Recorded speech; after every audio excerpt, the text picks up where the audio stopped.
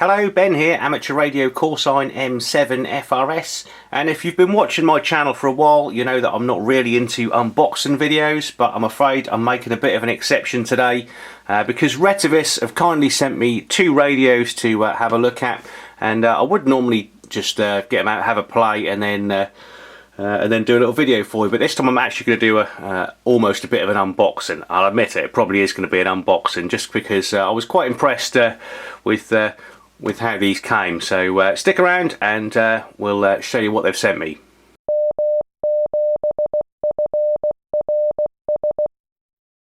So the first radio I'm going to look at is the RT85, which they've sent me, and when you open the box up, it's not quite the same as the usual cheap Chinese radio style box. First of all, what you don't always get is the little safety warnings. So we've got the little safety warnings leaflet, and I was quite impressed to have a look at the user manual. You've actually got a nice, well printed, you can see the reflection of the light there, glossy user manual in various different languages. So yeah, a nice comprehensive manual, and I have already opened this up and had a look, and it does make sense. So that was a nice pleasant surprise. The next thing that I was pleasantly surprised with, and being that I'm here in the UK, is a lot of the time when we get say a lot of the imported radios, they'll come with European plugs or a sort of a substandard UK plug with no fuse, but it was nice to see on the charger of the RT85 a proper fused UK plug with a CE mark on it, and with all its protective plastic as well. So that was nice to see that it's a well made, nice safe charger in my opinion. So no hacking plugs off and having to put a UK plug on, and so it's got a it says it's fitted with a 13 amp fuse, so ideally that wants to be a 3 amp fuse in there, but we'll take that apart at some point and just check. So that's the only downside, is it's maybe the fuse rating is slightly too high for the charger, but I can live with that.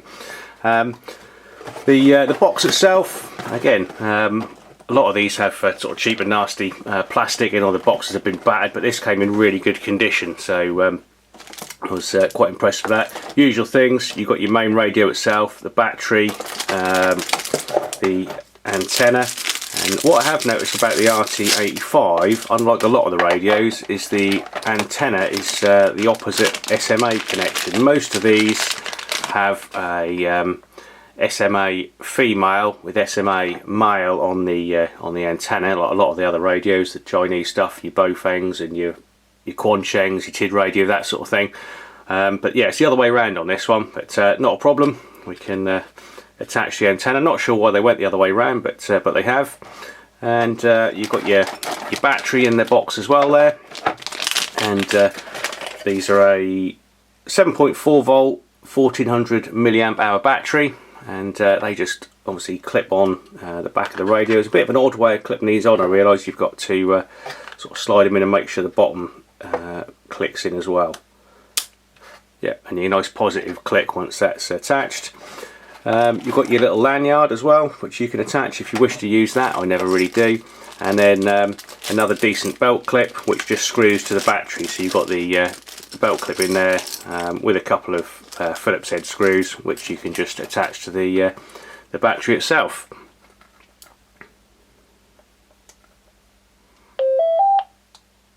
So that's the RT85 fired up, and let's remove the plastic so that you can see the screen there.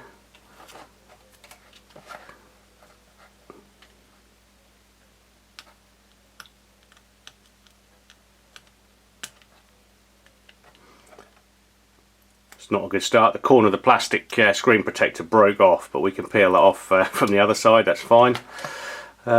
So yeah, it's quite a nice menu system. So I've only had this out a couple of times just to have a quick play with it. Menu. But yeah, you can go into your menus, and again, I always turn the beep and the voice off, but it's quite nice to hear what it sounds like. Menu. Scan. Set. Vox. Level. Power. Squelch. Level. Mode. Set. There you go. So it tells you exactly what the menu is if you want to have the voice prompt on. So personally I don't like to have it on, but that's the Retevis RT85. It's been out for a while now, but if you've used one, let me know in the comments, or if you're thinking of getting one and there's something you want me to show you, or you want to have a look at menu options, then leave a comment and we'll probably do another video on that in the future. So the second radio that Retevis have sent me is the RA685, and again, I was quite pleasantly surprised opening this up that you've got a nice comprehensive instruction manual with the RA685. I was thinking, oh, there's no UK power supply in this one. Well, no. Again, if you'd rather not power it off the main supply, this one can be charged with USB to USB-C. So it's got USB-C charging on the charger itself. Again, so a nice safe way of charging the radio up. So we've got a little drop-in charger, like I say, with USB-C.